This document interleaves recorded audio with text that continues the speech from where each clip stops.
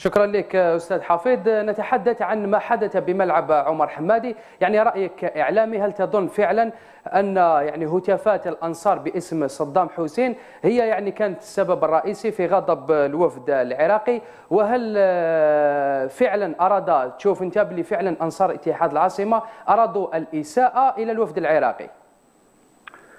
اولا شكرا جزيلا لك. انت اعطيت لي عده اسئله في سؤال واحد. خليني اولا ابدا بالسؤال الاول. للاسف الشديد على الحادثه بكل تفاصيلها وجزئياتها. عندما اقول بكل تفاصيلها وجزئياتها اتحدث عن الانصار وعن مسيري الفريق العراقي وعن ردود الفعل بعض الاعلاميين سواء في العراق او في الجزائر.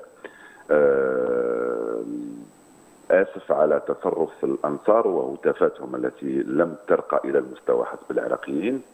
آسف على رد مسيري الفريق العراقي عندما غادروا أرضية الميدان بعد الدقيقة 60 رغم أن المباراة فوق أرضية الميدان كانت تجري في أفضل الظروف. آسف على ردود فعل بعض الإعلاميين التي قرأتها وسمعتها هذه الصبيحة. معروف عن جماهير الاتحاد على أنه في الجزائر معروف عنه بأنه من أمتع وأفضل الجماهير الجزائرية بفضل المتعة التي يعطيها وتشجيعات القوية لفريقه، ولكن في نفس الوقت يجب أن يحترم المنافس ويتحلى بالحذر ويتجنب شوية الحساسيات المعروفة، خاصة عندما يكون هناك حدث أو مواجهة مع فريق عربي أو فريق إفريقي، وتعرف الحساسيات اللي موجودة. ربما تفكيرنا يختلف عن تفكيرهم في الكثير من المرات.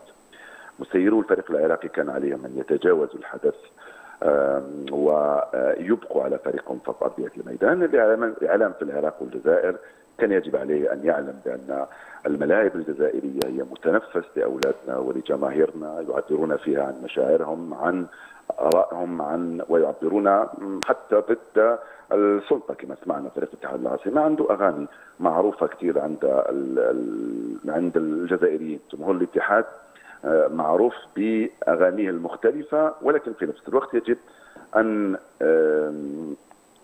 يفعل ذلك بكل الأدب وبكل الاحترام للخصوصيات والحساسيات الموجودة في مثل هكذا مواجهات. من عهد صدام حسب رأيي، حتى عندما كان الرئيس صدام رئيسا، كان الهتاف في الملاعب الجزائرية لصدام حسين، وكانت الهتافات كلها في العالم العربي لصدام حسين الذي كان مفخرة للعراقيين ومفخرة للعرب. واليوم بعد رحيله يجب في نفس الوقت أن نتفهم بأنه لم يعد كذلك بالنسبة للعراقيين. على العموم أعتقد بأنه يجب وضع الحادثة في نطاقها الجماهيري الكروي، والذي لا يعبر حتما عن رأي الشعب ولا عن رأي الدولة الجزائرية. وكلاهما الشعب والدولة يحترمون العراق رصيدا وتاريخا وشعبا ودولة، حاضرا وماضيا بكل تفاصيله السيئة والإيجابية، بكل تفاصيلنا نحن أيضا السيئة والإيجابية. هذا هو رأيي. أستاذ حفيظ، هل تظن أن المناصر الجزائري اليوم يملك هذا الوعي، الأمور اللي تحدثت عليها؟ وهل كانت محقة أو كان محق الوفد العراقي لما ربما انصاغ وراء تصرفات طائشة من بعض الأنصار اللي يمكن أن تفسد العلاقات بين البلدين والشعبين؟ أنا قلت لك منذ البداية بأنه لا أنصار اتحاد العاصمة ولا مسيرو الفريق العراقي ولا بعض الإعلاميين هم على حق في تناولهم لهذا الموضوع. تقول لي عن الوعي، نقول لك بأنه نعم، وهذا دورنا نحن كإعلاميين وكمثقفين. دورنا في توعية الجماهير الجزائرية عموما بخصوصيات الجزائر. أولا لأنه الكثير من الجزائريين في العاصمة لا يعرفون بعض الحساسيات والخصوصيات في الشرقي أو الغربي أو في الجنوب. هذا التنوع وهذا الثراء وهذا الفكر المختلف يجب أن نحترمه بكل ما يحتويه. دورنا احنا كاعلاميين ان نفهم الناس بانه، او في كل مره في كل مناسبه بطريقه مباشره او غير مباشره، بانه صدام لم يعد صدام في العراق اليوم. هذا هم احرار في ذلك.